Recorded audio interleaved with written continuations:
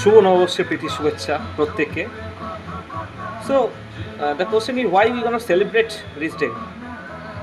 প্রথমেই বলে রাখি, it's not like you stay at a happy new year party and just you be walked and you are playing the DJ music something you are dancing, not like that.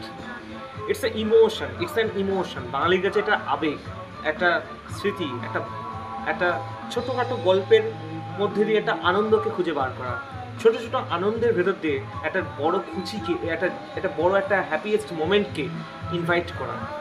It's mean the invitation to the positive determination, even the your positive thoughts, and you just rushed away all the negative things and short of the objectives that are disturbing all the days, all the time. যদিও সেটা সবসময় মুছে যাওয়া সম্ভব হয় না, কিন্তু আমাদের করতে হয়। Why? Because we should move on. আমাদেরকে এগিয়ে যেতে হবে। নববর্ষ বলতে যেটা আমরা বুঝি, যে যখন আমরা when was in the 15 or 12 years, বাবার সঙ্গে যখন যেতাম দোকানে, এবং বিভিন্ন দোকান থেকে they had provided some box, এবং সেই বক্সের মধ্যে we had seen so many cookies and snacks like Bapuji cake, অথবা সামটাইম এটাও দেখতাম যে চিকেন প্যাটিস, লাক ভালো থাকলো অবশ্য, এবং তাছাড়া আরও বেশি বিস্কুট, কেক, এগুলো তো থাকতোই।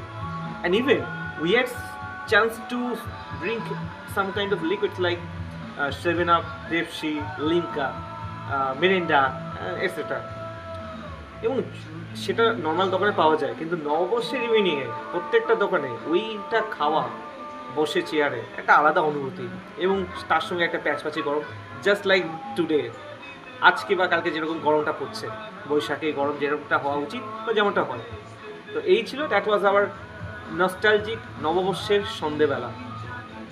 এবং 90s ক্ষেত্রে আমাদের 90s ছেলেমেয়েদের কাছে নববর্ষ একটা আলাদা একটা ইমোশনস, বাট আজকে না কোথাও না কোথাও হারিয়ে গেছে। উই লুজড আওয়ার চাইল্ডহুডস এই ভিড়ের মাঝে, তবু সেটাকে আমরা বাঁচিয়ে রেখেছি আমাদের স্মৃতিতে।